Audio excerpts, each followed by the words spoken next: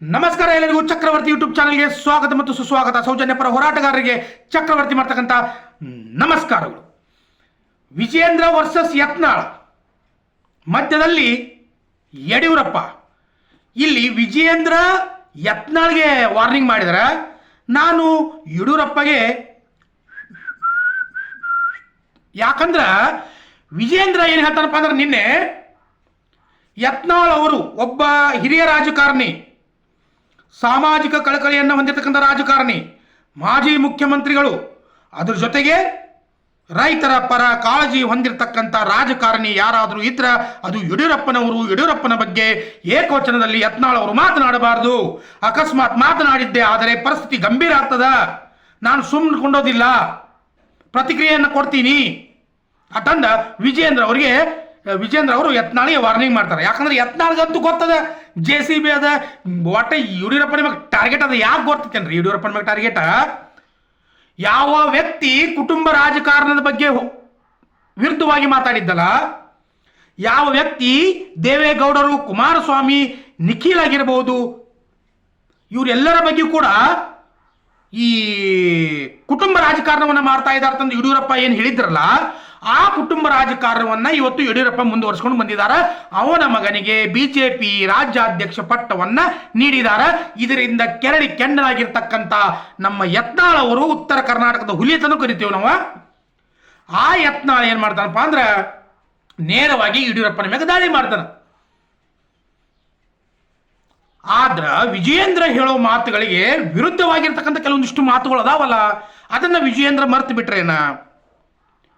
2012-13ರಿಂದ ಕೆಲವು ವರ್ಷಗಳ ಕಾಲ ಯಡಿಯೂರಪ್ಪನವರು ಮುಖ್ಯಮಂತ್ರಿ ಆಗಿದ್ರು. ಅದೇ ಸಂದರ್ಭದಲ್ಲಿ ಸೌಜನ್ಯ ಅಂತಕ್ಕಂಥ ಹೆಣ್ಣು ಮಗಳ ಧರ್ಮಸ್ಥಳದಲ್ಲಿ ಅತ್ಯಾಚಾರ ಆಗಿರ್ತದ. ಹಾಗಾದ್ರೆ ಮಿಸ್ಟರ್ ವಿಜಯೇಂದ್ರ, ಸೌಜನ್ಯಳಿಗೆ ನಿಮ್ಮ ತಂದೆ ಕೊಟ್ಟ ಪರಿಹಾರ ಏನು, ನ್ಯಾಯ ಏನು? ಸಾಮಾಜಿಕ ಕಳಕಳಿ ಹೊಂದಿರುವ ರಾಜಕಾರಣ ಅಂತ ನೀವು ಹೇಳಿದ್ರಿ. ಅದರ ಜೊತೆಗೆ ಬಂಗ್ಲೆ ಗುಡ್ಡದಲ್ಲಿ ಆಗಿರಬಹುದು, ಅಥವಾ ಅನಾಥ ಶವಗಳಾಗಿರಬಹುದು, ಅಥವಾ ದಲಿತರ ಮೇಲೆ ಅನ್ಯಾಯ ಆಗಿರಬಹುದು, ಭೂ ಕಬಳಿಕೆ ಆಗಿರಬಹುದು, ಸರ್ಕಾರದಿಂದ ಪಡೆದಿರ್ತಕ್ಕಂಥ ಭೂಮಿ ಆಗಿರಬಹುದು, ಇವುಗಳನ್ನೆಲ್ಲ ಸ್ವಂತಕ್ಕೆ ಮಾಡಿಕೊಂಡಿರ್ತಕ್ಕಂಥ ಮಿಸ್ಟರ್ ವೀರೇಂದ್ರ ಹೆಗಡೆ ಮೇಲೆ ನಿಮ್ಮ ತಂದೆ ಮುಖ್ಯಮಂತ್ರಿಯಾಗಿ ಯಾವ ಸಾಮಾಜಿಕ ಕಳಕಳಿಯನ್ನ ತೋರಿಸಿದ್ರು, ಸಮಾಜಕ್ಕೆ ಯಾವ ರೀತಿ ಉಪಕಾರ ಮಾಡಿದ್ರು, ಬಡವ ಬಲ್ಲಿದರಿಗೆ ಏನು ಹೇಳಿಕೊಟ್ರು ಅನ್ನೋದನ್ನ ಮಿಸ್ಟರ್ ವಿಜೇಂದ್ರ ಇದನ್ನು ಕೂಡ ನೀವು ಹೇಳಬೇಕಾಗ್ತದೆ. ಯಾವ ಹೆಣ್ಣು ಮಕ್ಕಳ ಮೇಲೆ ಅತ್ಯಾಚಾರ ಆಗಿದೆ, ಧರ್ಮಸ್ಥಳದಲ್ಲಿ ಕೊಲೆಗಳು ನಡೆದಿದ್ದಾವ, ನೀವು ಧರ್ಮಸ್ಥಳದ ಯಾತ್ರೆಯನ್ನ ಮಾಡ್ತೀರಿ, ಧರ್ಮಸ್ಥಳ ಚಲೋನದನ್ನು ಮಾಡ್ತೀರಿ.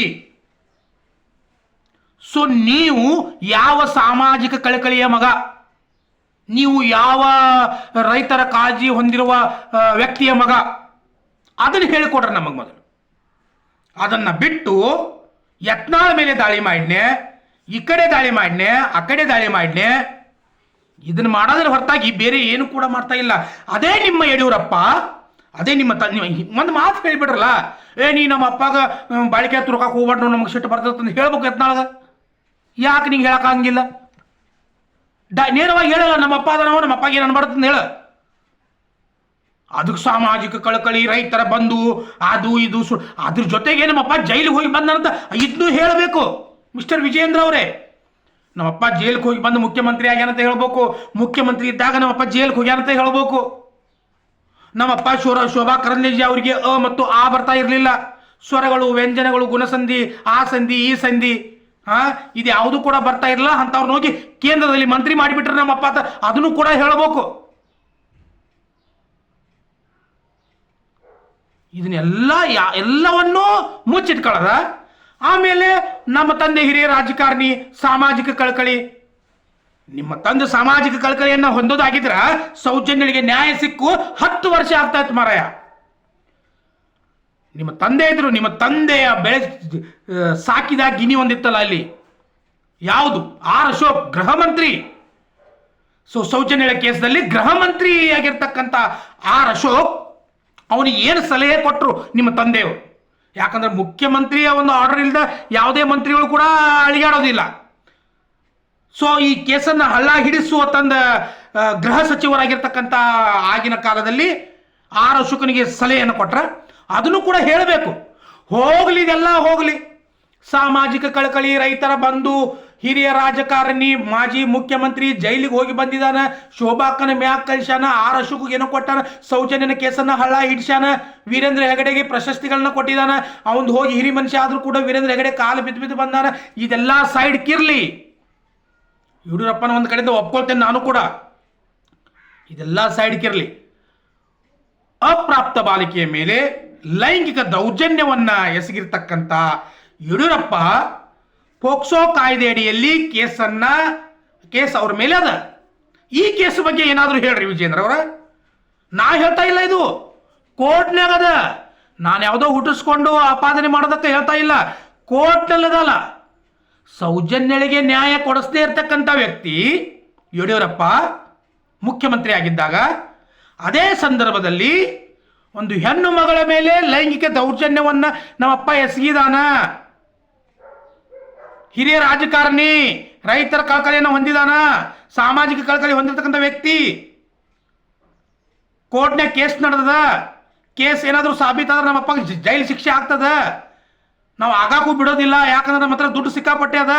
ದುಡ್ಡು ಕೊಟ್ಟಾದ್ರೂ ಮಣ್ಣು ಮಾಡ್ತೀವಿ. ಇಂಥವೇನಾದ್ರೂ ಕೆಲವಷ್ಟು ವಿಚಾರಗಳನ್ನ ಹೇಳು. ನಾನು ಹೇಳ್ತಾ ಇಲ್ಲ, ಕೋರ್ಟ್ ಹೇಳ್ತಾ ಇದ್ದ. ಕೋರ್ಟಲ್ಲಿ ಅದ ಕೇಸ್, ಅದು ನನ್ನಿಂದ ಅಲ್ಲ, ಕೋರ್ಟಲ್ಲಿ ಇರ್ತಕ್ಕಂಥ ಕೇಸ್ ಅದು. ಸೊ ಇದ್ರ ಬಗ್ಗೆ ಹೇಳು. ಅದನ್ನ ಬಿಟ್ಟು ಯತ್ನಾಳ್ ಮಾತಾಡಕ್ಕೆ ಹೋಗ್ಬೇಡ. ನೀನು ವಾರ್ನಿಂಗ್ ಮಾಡ್ತೀವಿ. ನೀನು JCB ಪಕ್ಷ, ಅವನು JCBರೇ ಮಾಡ್ಕೊಳ್ಳಿ, ಟ್ರ್ಯಾಕ್ಟರ್ರೇ ಮಾಡ್ಕೊಳ್ಳಿ, ಚಕಟಿ ಗಾಡಿಲೇ ಮಾಡ್ಕೊಳ್ಳಿ, ಇಲ್ಲಾಂದ್ರೆ ನೀರು ತುಂಬ್ಕೊಂಡು ಹೋಗ್ತಾರಲ್ಲ ಆ ಗಾಡರೇ ಮಾಡ್ಕೊಳ್ಳಿ, ಅವನು ಏನೇನೇ ಮಾಡ್ಕೊಳ್ಳಿ. ಮಾತಾಡೋ ರಾಜಕೀಯ ವ್ಯವಸ್ಥೆ ಅಂಬೇಡ್ಕರ್ ಅವರು ಮಾತನಾಡುವ ಹಕ್ಕನ್ನು ಪ್ರತಿಯೊಬ್ಬರಿಗೂ ನೀಡಿದ. ಯಾಕೆ ಮಾತಾಡಬಾರ್ದ್ರಿ? ಯಾಕೆ ಮಾತಾಡಬಾರ್ದು? ಏಕವಚನದಾಗ ಮಾತಾಡಬಾರ್ದ? ಯಾಕೆ ಮಾತಾಡಬಾರ್ದು? ಅದಕ್ಕೆ ಕಾರಣವನ್ನು ನೀವು ಕೊಡಬೇಕಾಗ್ತದೆ. ಯತ್ನಾಳ 100% ಕರೆಕ್ಟ್ ಅದನ್ರಿ. ಯಾಕಂದ್ರೆ ಪಕ್ಷಕ್ಕಾಗಿ ದುಡ್ದಿದ್ದಾನೆ ಯತ್ನಾಳ, ಉರಿತದ ಅವಂಗ. ನಿನ್ನ ತಂದು ರಾಜ್ಯಾಧ್ಯಕ್ಷನ ಮಾಡಿ, ನೀ ಧರ್ಮಸ್ಥಳ ಚಲೋ ಅಂತ ಹೇಳಿ ನಿನ್ನ ಸಂಘಟಕರನ್ನು ಕರ್ಕೊಂಡು, ನೀ ಒಂದು ಮಾತು ನೆನಪಿಟ್ಕೋ ಮಿಸ್ಟರ್ ವಿಜೇಂದ್ರ, ನಿಂದ ಏನಾದರೂ BJP ಪಕ್ಷ ಆಡಳಿತಕ್ಕೆ ಬಂತಂತ ಇಟ್ಕೋ. ಮೊದಲೇ ಮಾತು ಬರೋದಿಲ್ಲ, ಬಂತಂತ ಇಟ್ಕೋ ಅಷ್ಟ. ನೀ ಏನಾದರೂ ಮುಖ್ಯಮಂತ್ರಿ ಆಗ್ತೇನೆ ಅಂತಕ್ಕಂಥ ಕನಸು ಏನಾದರೂ ಕಂಡಿದ್ರೆ ತೆಗೆದು ಬಿಡೋದನ್ನ. ಯಾಕಳ್ಳಿ, ನಿಮ್ಮಲ್ಲೇ ಇರ್ತಕ್ಕಂಥ ನಿಮ್ಮ ನಾಯಕರೇ ನಿಮ್ಮನ್ನು ಕಾಲು ಹಿಡಿದು ಜಗ್ಗಕ್ಕೆ ಭಾಳ ಮಂದಿ ಕೂತಿದ್ದಾರೆ. ಯಾಕೆ ಹಿಂಗಾಗಿ ನಿಮ್ಮಲ್ಲೇ 4 ಮುಖ್ಯಮಂತ್ರಿ ಆಗ್ಯಾಳ. ನಿಮ್ಮ ಪಕ್ಷದಲ್ಲಿ 4 ಜನ ಮುಖ್ಯಮಂತ್ರಿಗಳಾಗ್ಯಾರ. ಹೊಂದಾಣಿಕೆನೇ ಇಲ್ಲ. ಆಡಳಿತ ವಿರೋಧ ಪಕ್ಷದಲ್ಲಿ ಇದ್ದಾಗ ಅಷ್ಟೇ ಹೊಂದಾಣಿಕೆ ನಿಮ್ಮದು. ಆಡಳಿತ ಪಕ್ಷ ಆಗಿ ಬಂದ್ರಿ, ನಿಮ್ಮಲ್ಲೇ ಹೊಂದಾಣಿಕೆ ಅಂತಕ್ಕಂಥದ್ದು ಇರೋದಿಲ್ಲ. ನೀನೇನಾದರೂ ಮನಸ್ಸು ಮಾಡಿ ಸೌಜನ್ಯಳ ಪರವಾಗಿ ಹೋರಾಟ ಮಾಡಿದ್ದಾದಲ್ಲಿ, ನೀನೇನಾದರೂ ಮನಸ್ಸು ಮಾಡಿ ಆ ಬಂಗಲೆ ಗುಡ್ಡದಲ್ಲಿರ್ತಕ್ಕಂಥ ರಹಸ್ಯವನ್ನು ಭೇದಿಸಿದ್ದೇ ಆದಲ್ಲಿ, ಬಡವರಿಗೆ, ದಲಿತರಿಗೆ, ಭೂಮಿಯನ್ನು ಕಳೆದುಕೊಂಡಿರ್ತಕ್ಕಂಥ ಏನು ಅಮಾಯಕರದಾರಲ್ಲ ಅವ್ರಿಗೆಲ್ಲ ನ್ಯಾಯ ಕೊಡಿಸಿದ್ದಾದ್ರೆ, ಅಲ್ಲಿರ್ತಕ್ಕಂಥ ರೇಪಿಸ್ಟ್ಗಳಿಗೆ, ಧರ್ಮಸ್ಥಳದಲ್ಲಿರ್ತಕ್ಕಂಥ ರೇಪಿಸ್ಟ್ಗಳಿಗೆ ನೀನು ನ್ಯಾಯ ಕೊಡಿಸಿದ್ದಾದ್ರೆ 101% ನಾನು ಕೂಡ BJPಗೆ ಓಟ ಮಾಡ್ತೀನಿ. It's my challenge. ಮತ್ತೆ ಬರ್ತೀನಿ. ನಮಸ್ಕಾರ ಎಲ್ಲರಿಗೂ. ಜೈ ಹಿಂದ್. ಯಡಿಯೂರಪ್ಪಗ ಏನ್ರೀ ಇದು ಸರಿನಾ ಹಿಂಗೆ ಮಾತಾಡಬೇಕು. ಮತ್ತೆ ಬರ್ತೀನಿ. ನಮಸ್ಕಾರ ಎಲ್ಲರಿಗೂ. ಜೈ ಹಿಂದ್, ಜೈ ಕರ್ನಾಟಕ ಮಾತೆ, ಜೈ ಸೌಜನ್ಯತೆ.